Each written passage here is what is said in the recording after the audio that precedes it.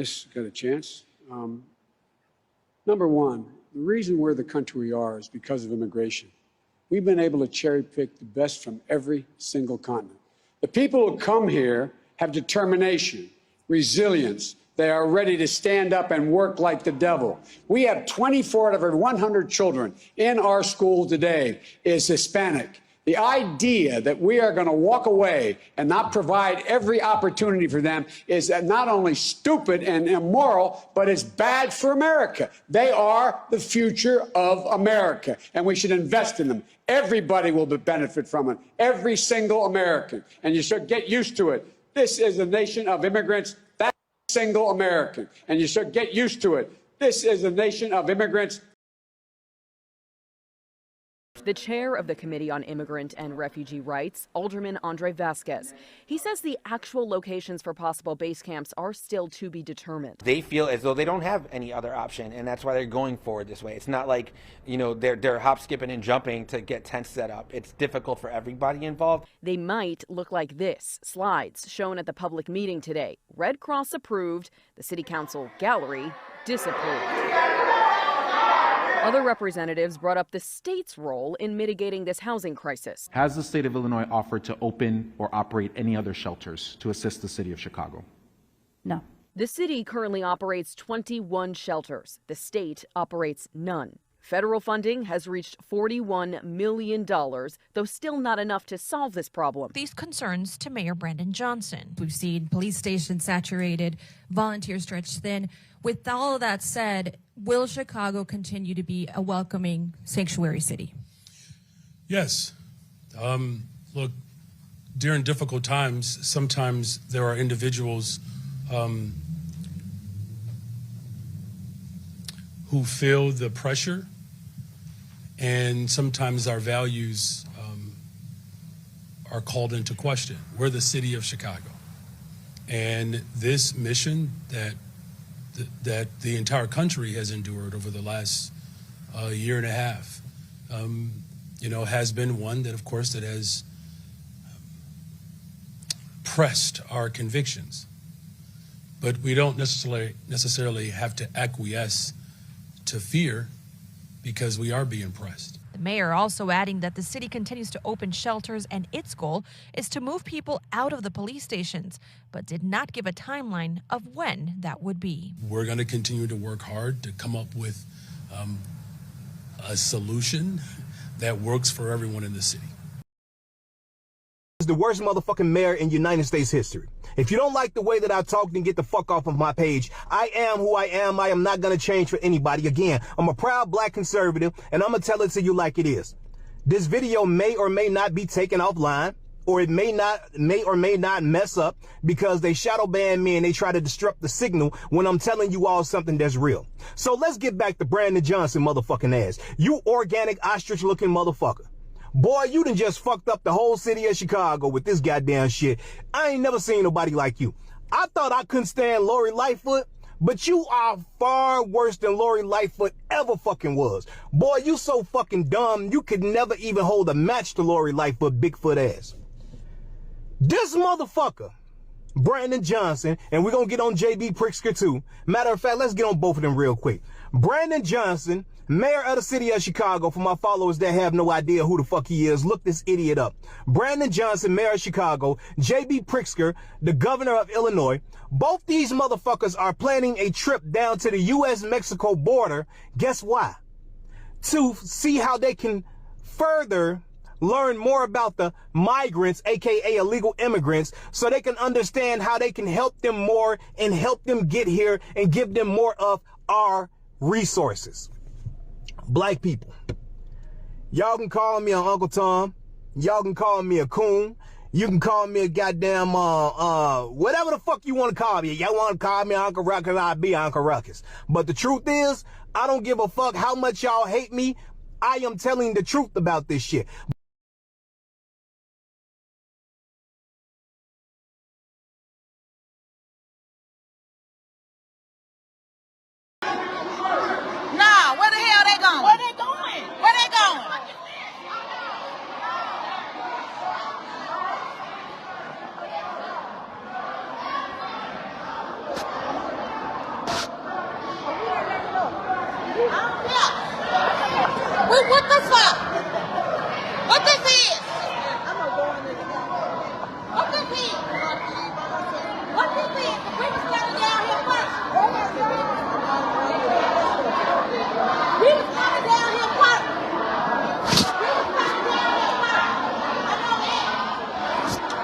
we were standing down here first.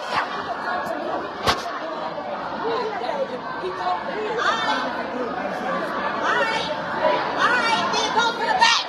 Because we were standing here first. We were standing here first. We were standing here first. So get on to the back. Get on to the back. Because we were standing here first. We were standing here first. We were standing here first. We were standing here first. Get your ass in the back. We were standing here first. Get up here. Get up here. Get up here now. The chair recognizes Alderman Lopez. Thank you, Madam President. Can you instruct the Sergeant-at-Arms to inform the members in the annex that we have a roll call vote going on because the speakers are not working? I see 3 people. There are 3 aldermen in the annex. Instruct the Sergeant-at-Arms to bring them in.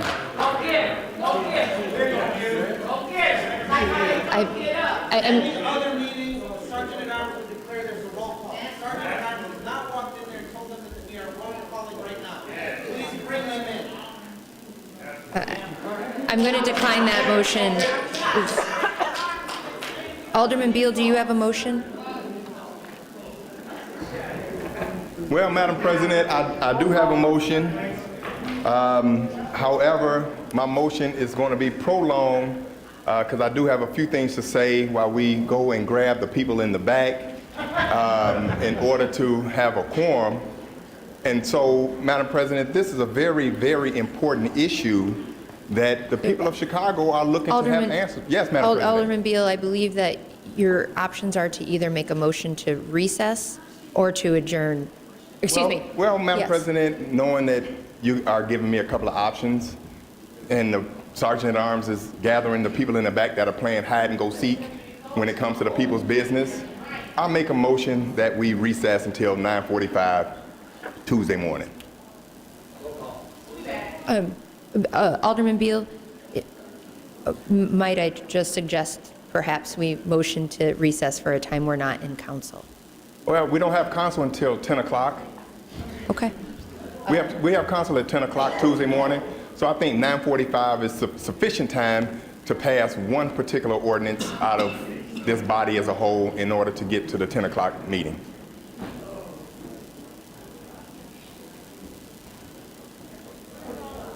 Madam Clerk, can you please take a roll on the matter to recess till Tuesday morning at 9:45? Oh, there's Alderman Mitch. We have 26, Madam President.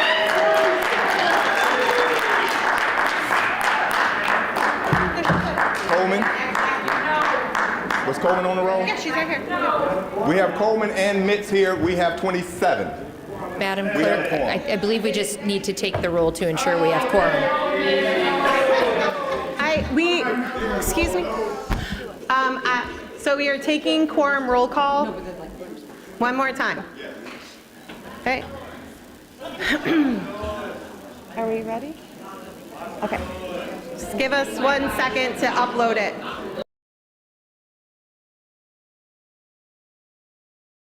All of these men and women in here with these shirts on that's with CTU. I want you to see how they bombarded and how they took over and how they lied to get in here because we've been standing down here since 7 a.m. So everybody with these black shirts on, they think they had it and they CTU. Bought and paid for. Bought and paid for.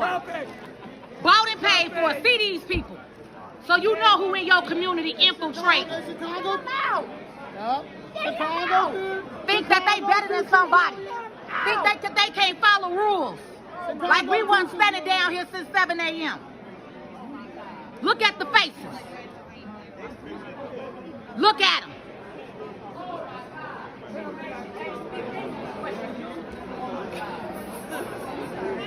Watch what's happening. Pay attention.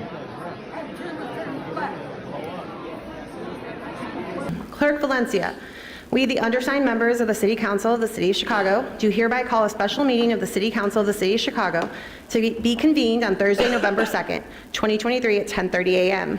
The special meeting is for the following purpose and no other purpose whatsoever. For the immediate consideration of a resolution authorizing the following referendum question to be submitted to the voters of the entire city of Chicago for the determination if Chicago should continue to keep its designation as a sanctuary city. R 2023-0004224. For the immediate consideration of a resolution authorizing the following referendum question to be submitted to the voters of the entire city of Chicago for the determination if Chicago shall increase the number of public mental health clinics. R 2023-0005108. For the immediate consideration of a resolution authorizing the following referendum question to be submitted to the voters of the entire city of Chicago for the determination if Chicago shall create flooding mitigation and response plan. R 2023-0005109. Signed, Anthony Beal, Alderman 9th Ward, Marty Quinn, Alderman 13th Ward, Raymond Lopez, Alderman 15th Ward, Silvana Tabares, Alderwoman 23rd Ward, Anthony Napolitano, Alderman 41st Ward.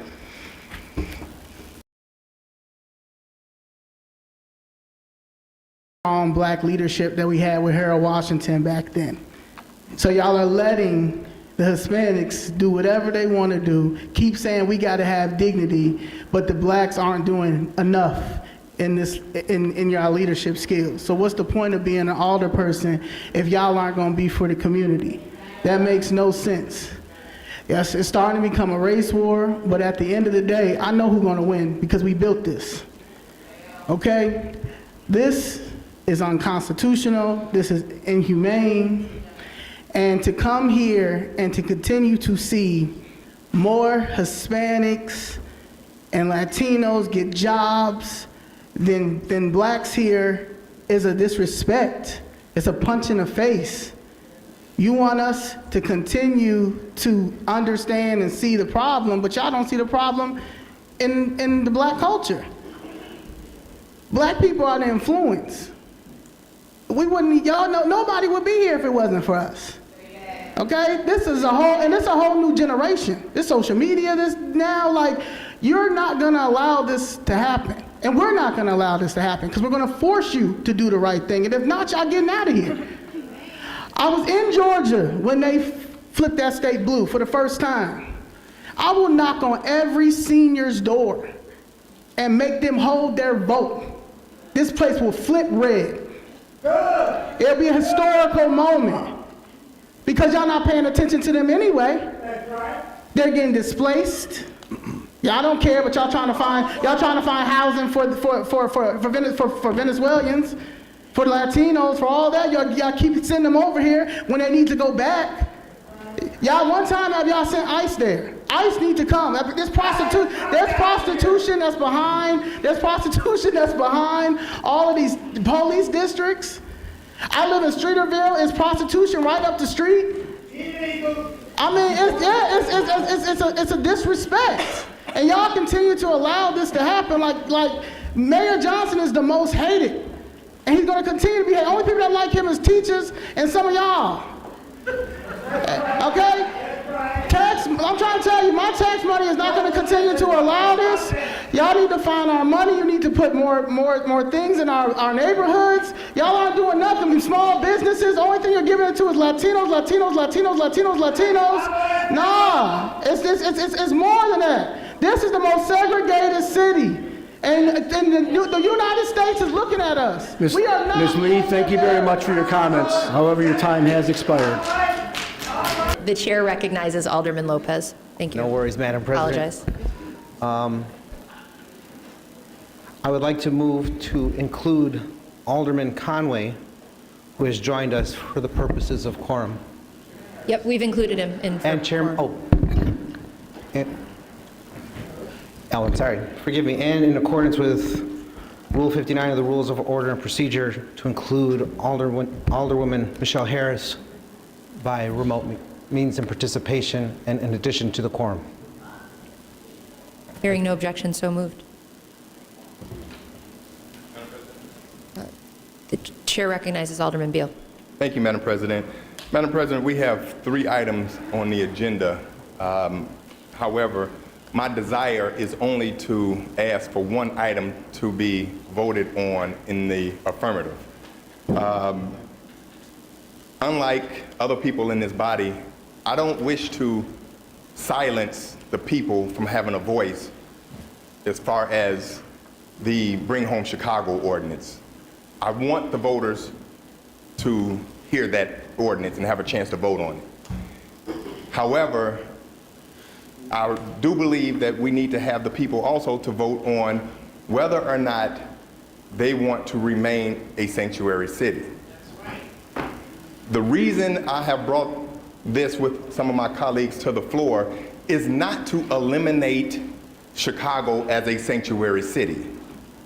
But what it is to find some kind of compromise and threshold to stop the bleeding that we're undertaking right now. When you look at what the city is dealing with, we're spending, when we had 12,000 migrants, we were spending $31 million a month at that time. We have 20,000 migrants today. So what is the price tag on that now? And we can't get solid answers to what it's costing us right now. Now, we're being asked to vote for a budget that we can't get answers to as far as how much money we're going to be potentially spending next year on the migrants. We're saying we're hoping we get money from the state. I'm hoping we get money from the federal government. I'm hoping money just falls out of the sky. But those are hopes and dreams. We have a physical responsibility to vote on a budget that is sound going forward to get us through 2024. And the budget that's being presented to us does not solve that problem. And so all I'm asking is that we give the people of this great city of Chicago a chance to have a voice on this issue.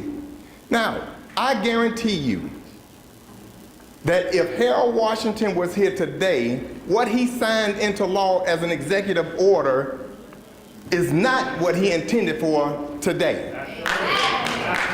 And so when people say, well, Harold Washington did this, times were different. We didn't have people coming to this city by the thousands. Now, when you look at what else is happening in this country, we have other democratic cities, Denver, California, LA, sending their people to Chicago, New York. They're sending their migrants to Chicago. Why? Because they're saying we can't take anymore. Chicago has yet to say we can't take anymore. We have to draw the line somewhere. It's a diversion to continue to say this is a federal problem, we need help from the federal government. Yeah, we know that. But while we're waiting for the federal government to act, we need to be doing something here at home to protect us. Now, we don't even know the people who are coming to Chicago. The people that are coming here, we don't know if they have criminal backgrounds. We don't know if they're child molesters. We don't know if they're murderers. We don't know anything concrete about the people coming here. Now, when you look at what's happening, Venezuela are emptying their jails and telling them to walk to the border. So they're coming to Chicago. We already have enough crime here in the city of Chicago. We have enough crime here that we're dealing with. And so I can go on, but Madam President, and I think you're doing a wonderful job up there, may I add? You're doing a wonderful job. This is just a question, a non-binding question to just ask the people who are paying this $30 and $40 million a month if they want to continue down this road, or do we want to make our elected officials to try to do something different? Now, I've said this before. If you give me 3 meals, housing, child care, education, a voucher for $9,000, you know what? I come to Chicago too. And that's what they're doing. They're telling people, and they're sending money back to back to Venezuela, to come to Chicago because they're saying, hey, the good times are rolling there. They're taking care of everybody. Now, when we have Venezuelans that are driving cars, where did they get a driver's license? Where did they get insurance from? And then you have Venezuelans being caught with drugs and guns. Where are they getting them from? I have a bleeding heart for the people who are coming here that are honestly trying to do better for themselves. I'm with that. But I'm telling you one thing. I'm with my people more. Okay? I'm with my people more. And so all I'm asking is to just put this question on the ballot, non-binding, in order to give the people of this city a voice that they have not had, because nobody ever asked the city of Chicago, do we want to be a sanctuary city? Do we want to be a welcoming city? And I'm going to close on this.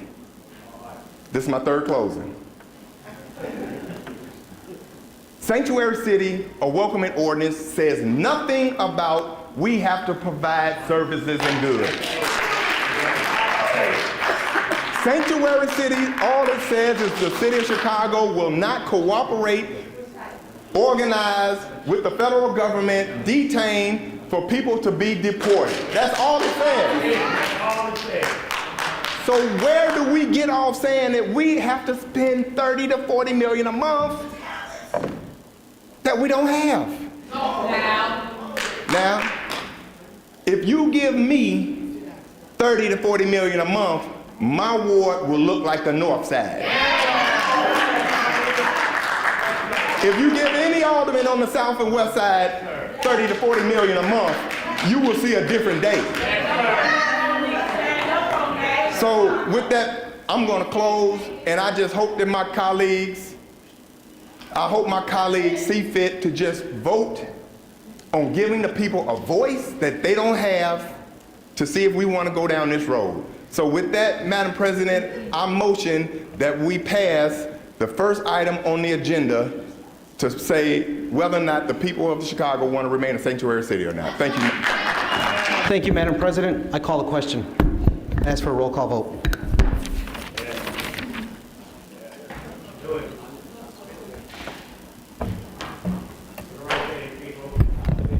The chair recognizes Alderman Irvin. I have a point of order. A point of order supersedes your point, sir. So while I do want us to come to some resolve here, I would prefer that we come to some resolve in the right way. From yesterday's meeting, we took 2 items that were deferred and published. That then requires us to come back to the next regularly scheduled council meeting to deal with those items. One of the items that you want to consider today is one of the items that was deferred and published. That's number 1. Number 2, we don't have 34 members here in order to suspend the rules and take care of any business, because all of this stuff is stuck in committee right now. So unfortunately, I would like to get to where you want to go, Alderman, but I would like for us to do it in a proper way that doesn't render us null and void in this particular situation. So I would ask that this item be ruled out of order.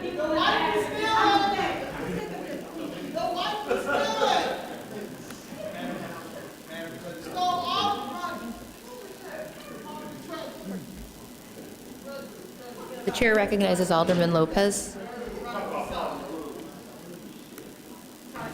Chair recognizes you, Alderman Lopez. Thank you, Madam President. I renew my calling of the question and ask for an immediate roll call vote.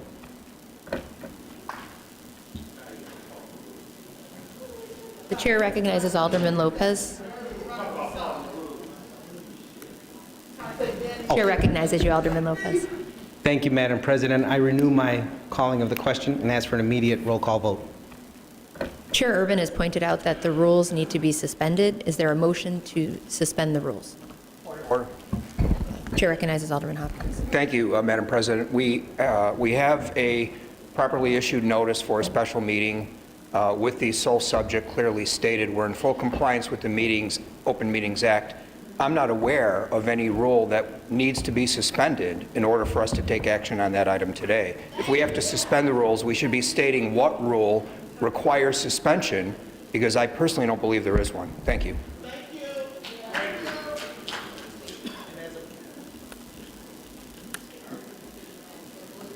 Alderman Hopkins, our rules dictate that this has to go through the committee process. That's not true. This is a direct to City Council, Madam President. This is a direct to City Council. Sorry, Alderman, I haven't recognized you. Just give me a moment. To answer your question, Alderman Hopkins, item 2 was held in the Committee on Rules. But to hear these today, we would need to vote to suspend the rules. And this is under Rules 41 of our Rules of Order and Procedure that states, quote, all ordinance shall be referred to the appropriate committees and only acted upon by the City Council at a subsequent meeting on the report of the committee, end quote. So this item was held in committee and not reported out. This is Alderman Ramirez Rosa. Madam President, thank you so much for recognizing me. Counting who's in the chamber and who is at the committee on Econ, Capital, and Technology Development, it appears that there are not 26 people here to continue this business. Therefore, then, I request a quorum call, and pending that quorum call, assuming there are not enough people, then I motion that we reconvene Tuesday at 9:45 a.m.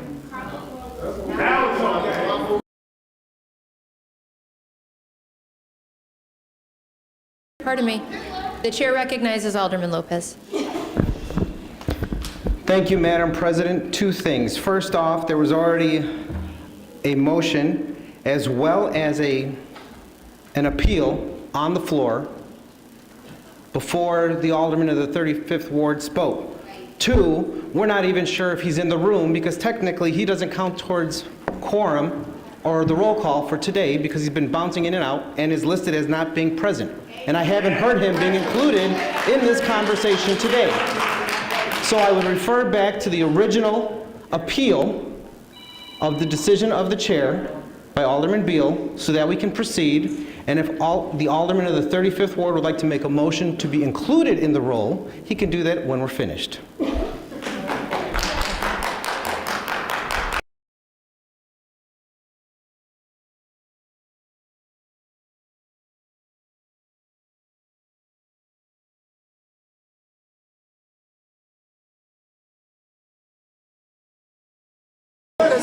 Look at Jeanette. Jeanette trying to get up out of here.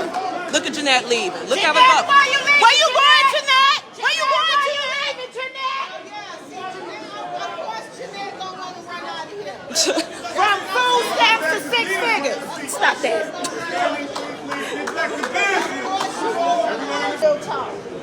Trump 2024. That's the best. That's right, Trump 2024. Y'all made it too easy for us. Y'all made it too easy for my team. Y'all threw the game. Now the city going red. I told y'all my goal was to turn this city red, and baby, we did it.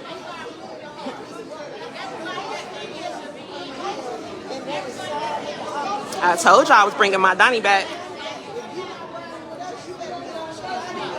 Even though she gets on my nerves, shout out to Candace Owens for bringing me to the White House because, baby, we changed this whole city. Thank you to President Trump for having the Young Black Leadership Summit to wake up the young black people. And we are no longer sleeping. My man, Ray. He is the hero of the story. You the man, Ray Lopez. We love you, Ray Lopez. Lopez for mayor. We love you, Ray Lopez. That everybody loves Raymond.